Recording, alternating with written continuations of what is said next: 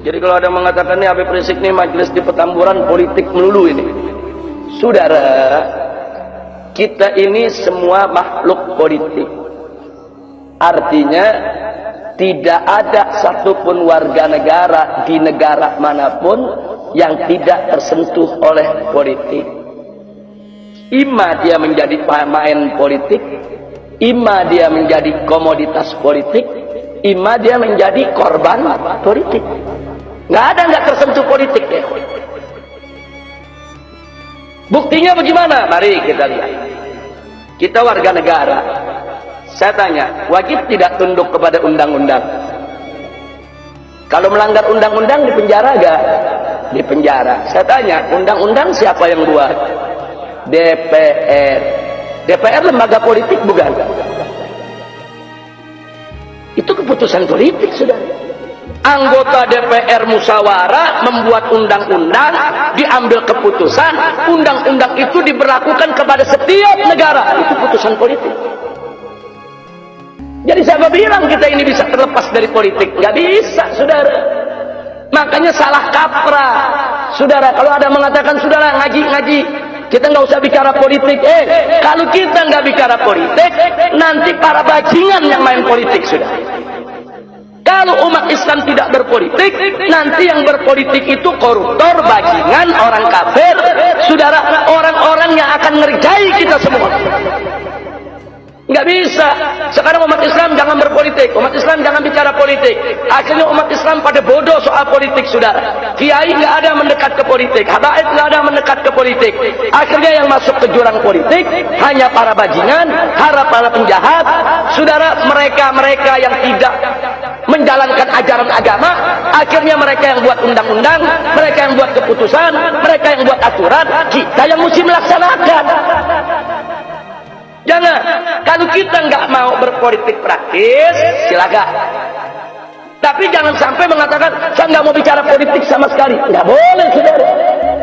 Nggak boleh. Kalau Anda tidak berpolitik, saudara, Anda akan jadi komoditas politik. Berapa banyak majelis-majelis taklim menjadi komoditas politik, saudara? Hanya dijadikan sekrup oleh partai politik.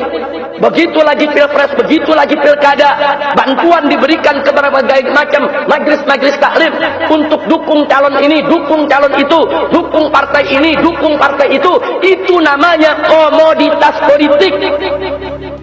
Hanya diperalat kok, cuma dijadikan sekrup kok. Tanpa majelis-majelis taklim tadi, saudara, kau punya hak untuk menentukan siapa calonnya. Cuma dijadikan sekrup untuk memperkuat orang lain. Maka itu kita katakan di sini khususnya kepada generasi muda yang punya bakat politik, masuk politik. Tapi ingat, kalau Anda mau jadi politisi, kalau Anda mau jadi pemimpin di negeri ini, dari mulai Anda muda, dari mulai sekarang, jangan melakukan suatu pekerjaan yang akan menyulitkan Anda di masa depan. Jangan mencuri, jangan berzina, jangan menenggak minuman keras. Saudara, jangan berbuat yang asusila. Ini anak-anak muda, subhanul yawm rijalul ghad, pemuda hari ini, pemimpin di hari yang akan datang. Kalau hari ini Anda melakukan tindakan-tindakan asusila, tindakan-tindakan amoral, itu akan terus melekat sampai Anda dewasa nanti. Dan bahaya kalau Anda punya segudang kekurangan, segudang celah, segudang kejahatan, jangan terjun di politik. Berbahaya. Kenapa? Sebab kejahatan Anda, kebijakan Anda, keburukan Anda akan dijadikan alat oleh musuh untuk memeras Anda. Itu akan terjadi pemerasan politik.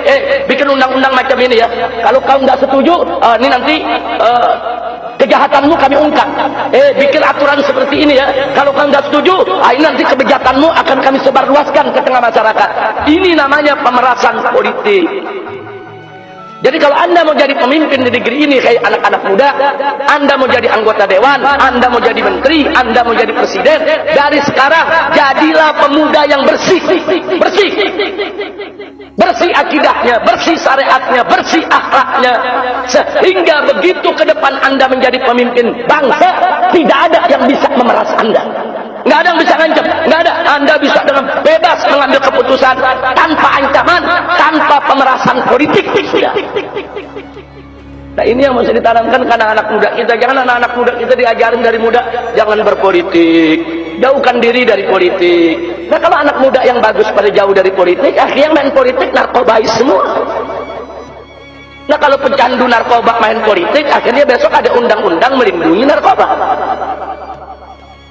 Nah, jadi sekali lagi ya kawan, jangan sampai kita termakan. Saya tidak suka ikut partai politik, saya nggak mau ikut politik praktis, tapi saya tidak boleh buta politik. Harus tahu politik, harus ngerti politik. Bagaimana politik yang dimainkan oleh musuh-musuh Islam.